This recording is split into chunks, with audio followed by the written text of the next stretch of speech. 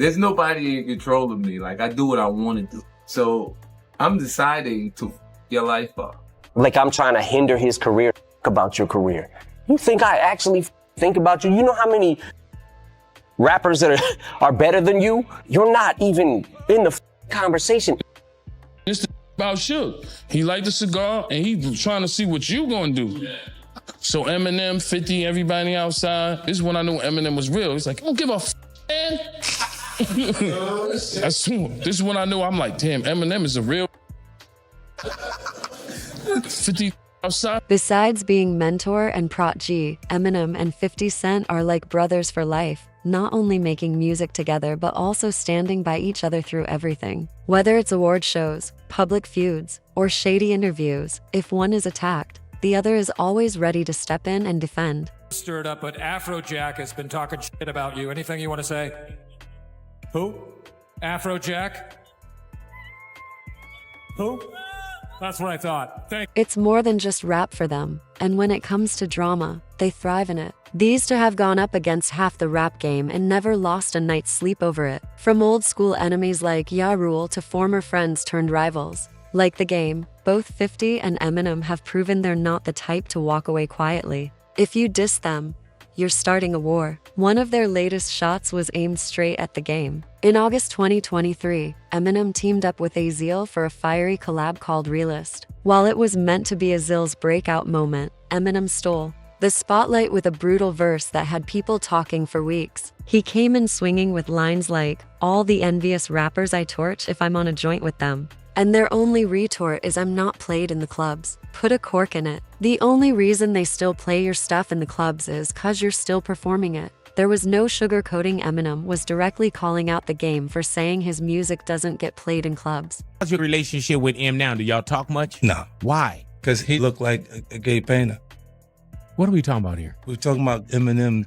He looked like a gay painter. Jesus Christ. Yeah, it's not rocket science, bro. It's just, he looked like a white Basquiat. He just wants to look like a gay painter. And it's not okay. Game laid it all out in his 10-minute diss track, The Black Slim Shady. But this feud didn't start with Eminem, it went all the way back to 50 Cent and G-Unit. Before the drama, Game was just a hungry rapper trying to make it until Dr. Dre recognized his raw talent and knew he had something special. Dre wasted no time putting Game into G-Unit, 50 Cent's powerhouse crew, with a plan to use 50's influence to boost Game's career. On paper, it seemed brilliant, but behind the scenes, not everyone was happy. Some saw it as a power move to launch Game into the spotlight, while others believed Dre was just trying to cash in on 50's momentum. Either way, Game suddenly found himself rolling with two giants, 50 Cent and Eminem, and that cosign gave him instant credibility. When his debut album The Documentary dropped, critics praised it, fans went wild, and it shot up the charts with hits like How We Do and Hate It or Love It, showcasing his gritty bars and West Coast storytelling. He wasn't just a feature, he was the real deal. But success brings pressure, and as the documentary climbed, the vibe between 50 and Game began to shift. Tension showed during the Hate It or Love It video shoot when word spread that 50 refused to sit next to Game in the car scene. It seemed petty, but in rap, small moves can mean a lot, and people began wondering if G-Unit was cracking from the inside. Then came the explosion during a heated radio interview. 50 publicly announced that Game was out of G-Unit with no warning or private talk. Game didn't let it slide. Soon after, he showed up at the same radio station, where a scuffle broke out and shots were fired, turning the feud real. Both sides tried to downplay it, but the damage was done. In March 2005, they appeared together on camera, promising to end the beef, but the peace didn't last. Once Game officially left G-Unit, the crew questioned his street credibility and loyalty, acting like he was never part of the team. That hit a nerve, and Game fired back from the studio with 300 bars and Run-In, a ruthless 15-minute lyrical assault that reignited the war.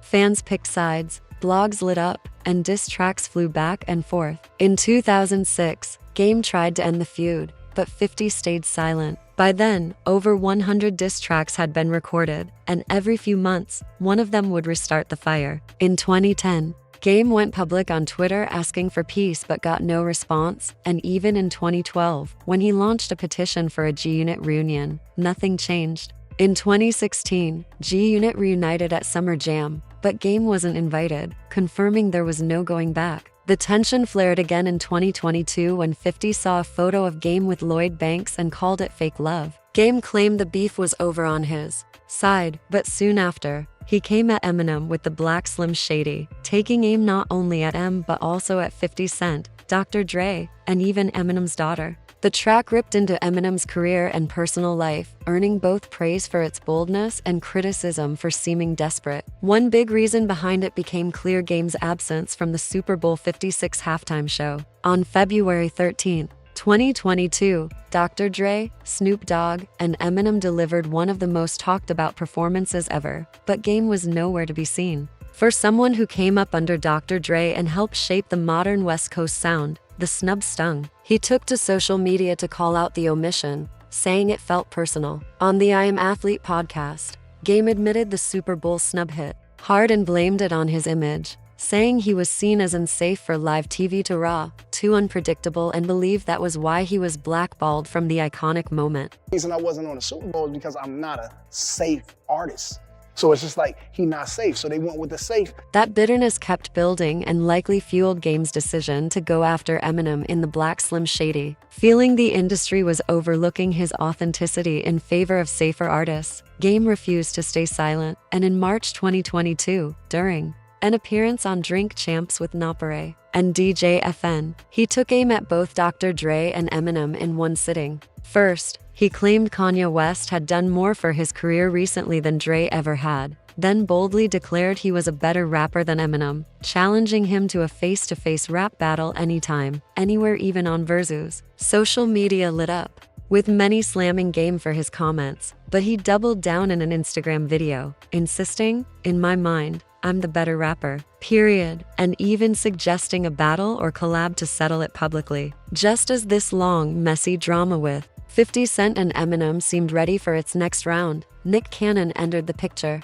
Back in the late 2000s, rumors swirled about Eminem and Mariah Carey, which Mariah denied, but Eminem wouldn't drop it in his relapse track Bagpipes from Baghdad. He openly referenced a fling, asking, "Mariah, whatever happened to us?" and taking shots at Nick with lines like, "Nick Cannon better back the bleep up. I'm here to kick you in your sack of junk." Nick responded with a now-deleted Tumblr post calling Eminem out, and the feud escalated when Mariah released Obsessed, widely seen as a diss, complete with a music video mocking Eminem. Things cooled until September 2019, when Nick reignited the feud on T.'s Expeditiously podcast, recalling how he once wrote Eminem a respectful letter defending Mariah, only for Eminem to fire back on Fat Joe's Lord Above with personal digs about Nick and Mariah. Nick responded with Instagram jabs, invited Eminem to Wild 'N Out, and dropped the diss track The Invitation, taking brutal shots like, "Call Kim, somebody get Haley, and that other kid you're raising, that ain't even your baby." The internet exploded. Some praised Nick for defending his wife, others accused him of chasing clout, but after years of back and forth, sneak disses, and headline-grabbing shots, the feud had grown bigger than the people in it, taking on a life of its own. Mariah thing, yeah, that's true. Those rumors are true, and I'm not gonna deny them. So did you date him?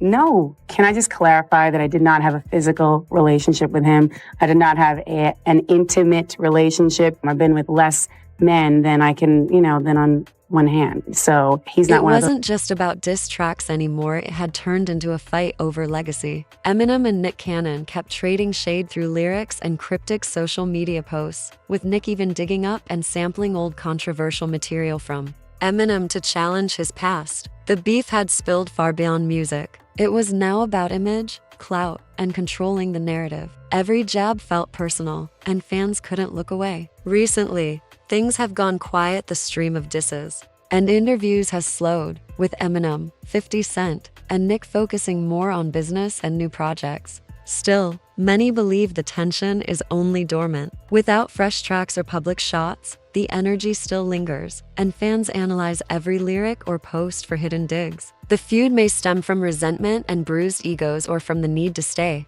relevant and keep the buzz alive. Back in 2005, Nick met Mariah Carey at the Teen Choice Awards, and by 2008, they were married. The same year Eminem dropped his first diss toward her. Nick defended her fiercely, and even after their 2016 divorce, he's remained loyal, co-parenting their twins Moroccan and Monroe. Nick didn't stop at Eminem, he pulled 50 Cent into the drama too. On his podcast, he joked about 50's weight, saying he looked like he's got a pack of hot dogs in the back of his neck. The internet ran with it, and while 50 brushed it off at first, he later clapped back on Instagram with a slick message about success, slipping in a jab at Nick. If your marketing campaign is saying something about 50, you're not going to make it. Have a nice day. This wasn't the first time 50 Cent went after Nick Cannon, not even close. Back in 2020, during an interview on The Breakfast Club, 50 shared his honest opinion on the Nick versus Eminem drama, saying that Eminem loves battle rap and actually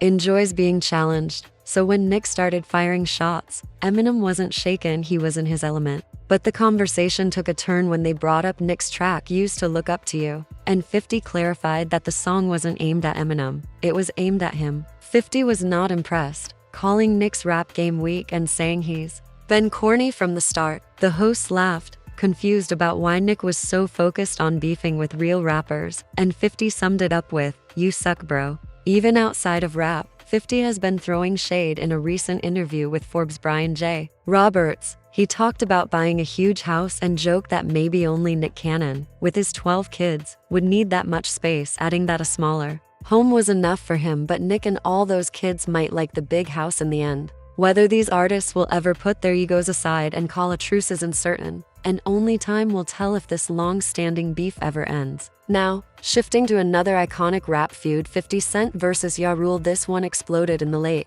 90s and shook the entire industry. It began in 1999 when Ja Rule was robbed at gunpoint during a video shoot, and according to the story, one of 50 Cent's affiliates allegedly snatched Ja Rule's chain, sparking tension. 50 later claimed that after the robbery, he and the guy who took the chain ran into Ja Rule at a club, and instead of resolving things, Ja gave him a cold stare like he had already chosen sides, which fueled 50's anger. Ja Rule told a different story, admitting the robbery happened but saying it wasn't because of the beef. Instead, he said it started because 50 felt disrespected by Murder Inc., Ye's label, when he was iced out during the shoot for Murder for Life. In response, 50 dropped the diss track Life's on the Line aimed at Ja Rule and Murder Inc., which was supposed to be on his debut album Power of the Dollar. But the album never released since Ja was already blowing up with Veni Vidi Vici. Things soon turned violent in 2000. Both were booked at the same club in Atlanta, and a heated argument turned into a physical fight. Later that year,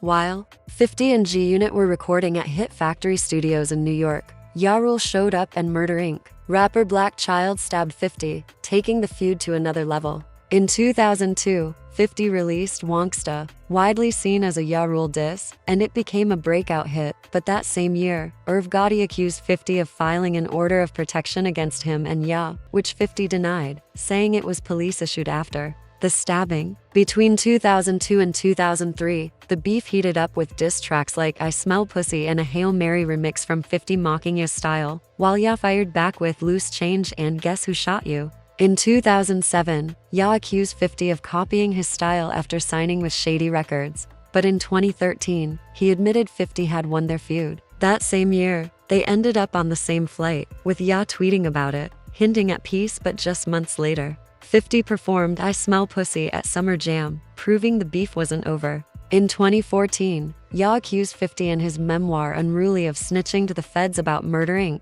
which 50 denied in 2015. Both even agreed on Twitter that their feud made Drake versus Meek Mill look small. In 2017, after the disastrous Fyre Festival, 50 mocked Ja online, reviving their rivalry, and by 2018, they were trading harsh shots on Twitter. 50 even claimed to have bought 200 front row seats to Ya's show to keep them empty, posting a Photoshop picture of himself sitting alone. In 2019, Ya called both 50 and Tekashi 669 and rats, aiming to sting 50's reputation. Although Eminem mostly stayed out of their feud, Ja Rule's Loose Change dissed Eminem's family, leading Eminem to respond with Haley's Revenge and the Hail Mary remix with 50 and Busta Rhymes, making it clear that attacks on his family would be met with retaliation. Ja Rule fired back, and Eminem responded with Go to Sleep, making the back and forth even more intense. By 2004, Eminem decided to end the feud with a track declaring it over, saying his label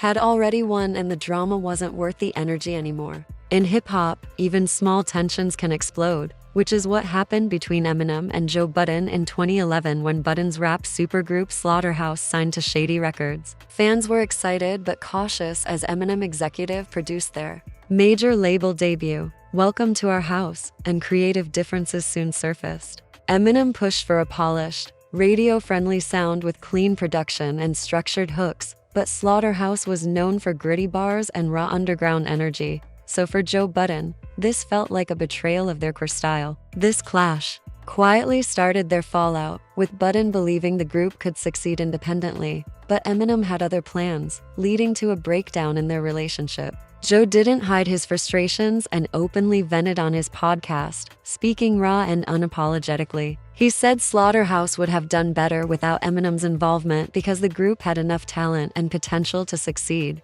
without relying on anyone, not even him. It wasn't just about vision. Joe hated the beats Eminem gave them, calling them terrible and completely wrong for their style. He also blamed Eminem and manager Paul Rosenberg for forcing Eminem's formula on the group, turning what should have been a dream collaboration into, in Joe's eyes, a setup for failure. Things boiled over with Eminem's surprise 2018 album Kamikaze, where he took shots at many, including Joe Budden, making their feud public. While others like Machine Gun Kelly fired back with diss tracks, Joe chose to respond on his podcast, criticizing Eminem's character, business skills, cultural impact, and musical relevance in a deeply personal way. Cake Sang Crooked later shared that Joe's anger wasn't just about production but also about how Eminem managed or failed to manage the group, adding more fuel to the fire. Joe had also been one of the loudest critics of Eminem's 2017 album, Revival, calling it trash, and many fans believed Eminem clapped back with his chloroseptic remix aimed at Joe, escalating the tension.